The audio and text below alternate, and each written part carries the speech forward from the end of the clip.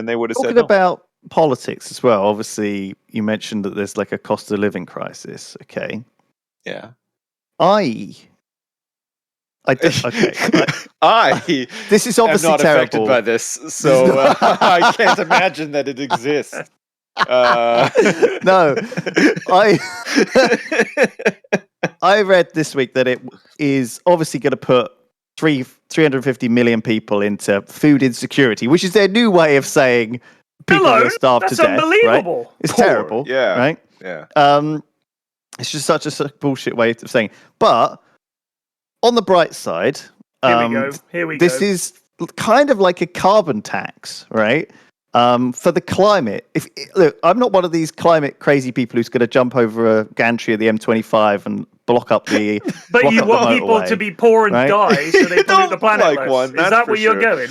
No, I'm just saying that, like, if there were less people, there wouldn't be as much pollution. That's all I'm saying.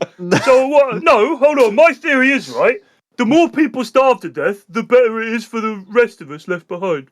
That's obviously not where I was going. I think it's a really conservative thing to say that like the world has its own way of evening out or whatever, right? Well, that's the Gaia theory, isn't it? The Gaia theory where the Earth is a living thing. I'm setting up this by saying, obviously, we need to do something to help people. And it's such a nasty way, like food insecurity is such a nasty way of saying people are going to starve to death. You know, it's kind of like hiding the problem. It's like, food insecurity doesn't sound like that much of a problem. It's like collateral damage, right? It obviously is a huge, huge problem.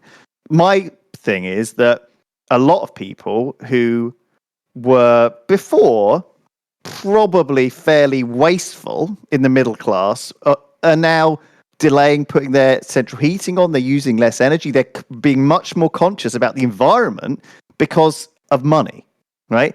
Hey, do you guys have? Do you guys have like different tariffs like for your energy and stuff where you guys are? Flax, do you have times of the day where like electricity costs more than others and stuff? I guess what I'm. No, I don't. We do.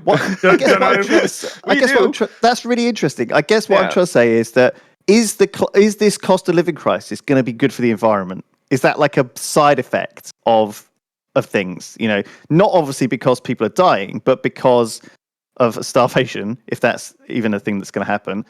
Is this because I like Freakonomics? I like listening. Everyone in chat is just saying no, it's not good for the environment. Well, this is the thing. What happened with what COVID do they know?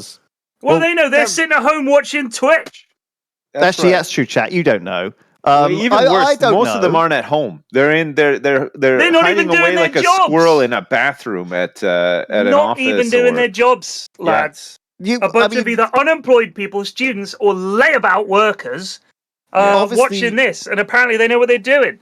The thing is, like this has happened time and time again, right? COVID, you know, there was the big sort of idea that the climate was better because you know, people weren't going out, and in the financial crisis as well. There weren't as many flights as well. In the financial crisis, there was this huge shutdown of lots of stuff, which was obviously terrible. But it did help the climate, okay. But then afterwards, they did all this. Though? Did it cool? Well, did the I don't think cool down? What happened was though the stimulus that they put out after the financial crisis undid all of the good. Inverted commas good that came out of the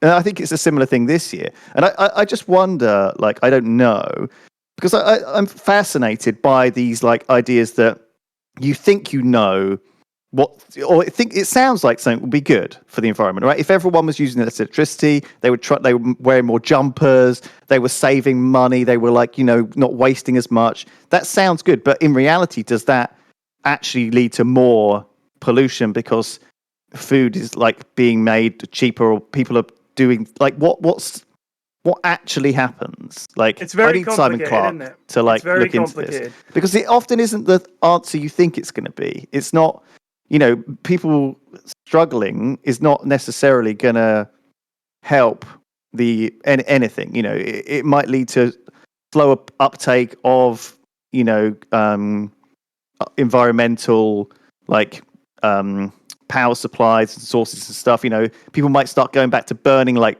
wood again and like more coal again, to stay warm. Is how much Where of the that hell is are they going to get coal to burn? The ground. You have just to dig it out of the ground. They'd have to start digging import it coal now, again. right? They're not excavating it.